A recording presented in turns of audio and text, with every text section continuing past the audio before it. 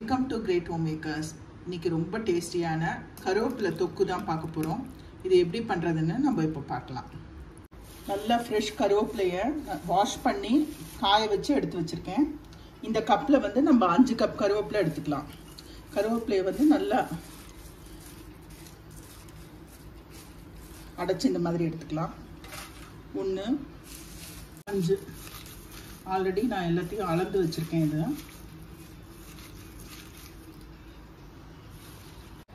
எந்த கப்பில் கருவேப்பிலை அளந்தேனோ அதே கப்பில் அரை கப் வந்து புளி எடுத்திருக்கேன். புளியில் நார் கொட்டை இருந்ததுன்னா ரிமூவ் பண்ணிவிட்டு அரை கப்பு அளவுக்கு புளி. இதில் 2 கப் தண்ணி விட்டு நல்லா கொதிக்க வச்சுக்க போகிறோம்.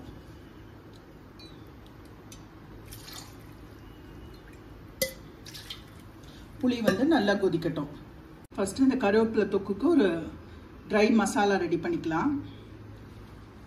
தனியா 1 டேபிள் ஸ்பூன் தனியா, 1 டேபிள் ஸ்பூன் வெந்தயம், 2 டேபிள் ஸ்பூன் கடுகு, 1 டீஸ்பூன் ஜீரகம். இது எல்லாத்தையுமே நம்ம ட்ரை ரோஸ்ட் பண்ணிக்க போகிறோம். கருவேப்பிலை வந்து நான் வாஷ் பண்ணி நம்ம வேவ் பண்ணி பார்க்கும்போது 150 கிராம் இருந்தது. இந்த அளவுக்கு வந்து இந்த 1 டேபிள் ஸ்பூன் தனியா, கடுகு 2 டேபிள் ஸ்பூன், வெந்தயம் போட்டிருக்கேன். நீங்கள் அளவு கொஞ்சம் ஜாஸ்தியோ குறைச்சலாக இருக்கும்போது இந்த வறுக்கிறதும் நீங்கள் அதை பார்த்து குறைச்சிக்கோங்க. இது நல்லா வறுத்தாச்சு, நல்லா வாசனை வருது. இது ஒரு பிளேட்டில் ட்ரான்ஸ்ஃபர் பண்ணிக்கலாம். ஆறினோன்னா மிக்சியில் போட்டு அரைச்சிக்க போகிறோம். கடாயில் 1 டேபிள் ஸ்பூன் ஆயில் விட்டுக்கிறேன். எடுத்து வச்ச கருவேப்பிலையை நம்ம வதக்கிக்கலாம். கருவேப்பிலையை கொஞ்சம் லோ ஃப்ளேமில் ஒரு 5 மினிட்ஸ்க்கு நல்லா வதக்கியாச்சு. எண்ணெயில் ரொம்ப கிறிஸ்ப் ஆகணுங்கிறதுல இந்த அளவுக்கு வதங்கினா போகிறோம். கலர் அவ்வளோ சேஞ்ச் ஆகக்கூடாது. இதை ஒரு பிளேட்டில் ட்ரான்ஸ்ஃபர் பண்ணிக்கிறேன். ஆறட்டும் கொஞ்சம். நம்ம எடுத்து வச்ச புளியை வந்து நல்லா 10 மினிட்ஸ் நல்லா கொதிக்க விட்டாச்சு. இதுவும் நல்லா ஆறணும். ஒரு மிக்சி ஜாரில் நம்ம வறுத்து வச்சதை வந்து பொடி பண்ணிக்கலாம். ஒரு பெரிய மிக்சி ஜாரில் நம்ம வதக்கி வச்ச கருவேப்பிலையை ஆட் பண்ணிக்கலாம். தண்ணி விடாமல் இதை ஃபஸ்ட்டு நம்ம அரைச்சிக்கலாம். இப்போது இந்த கருவேப்பிலையை கோர்ஸாக அரைச்சிருக்கேன். ஊற வச்சு கொதிக்க வச்சோம் இல்லையா, அந்த புளியை வந்து அப்படியே ஆட் பண்ணிக்கலாம். இதோட நம்ம அரைச்ச மசாலா பவுடர் வறுத்து அரைச்சோம் இல்லையா, அதையும் ஆட் பண்ணிக்கலாம். எந்த கப்பில் கருவேப்பிலை எடுத்தோமோ அதே கப்பில் அரை கப்பு ரெட் சில்லி பவுடர்.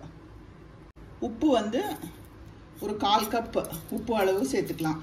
வேணும்னா அப்புறம் பார்த்து போட்டுக்கலாம். வெல்லம் வந்து 1 டேபிள் ஸ்பூன்.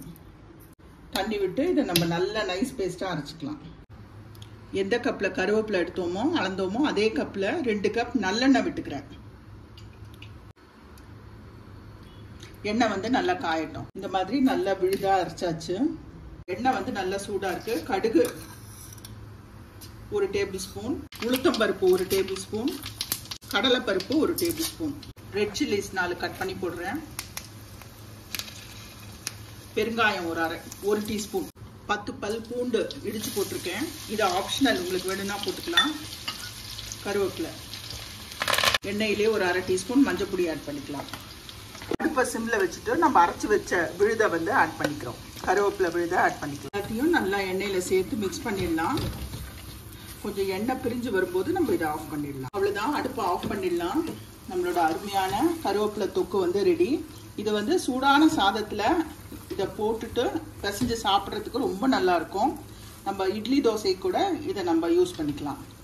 வந்து ஒரு ட்ரையான ஏர்டைட் கண்டெய்னரில் போட்டு வச்சா ஒரு 15-20 நாள் வரைக்கும் இது கெட்டே போகாதுங்க. ரொம்ப சூப்பராக இருக்கும். கண்டிப்பாக இந்த ரெசிபியை ட்ரை பண்ணி பாருங்கள். Like, share, subscribe to this channel. Thank you.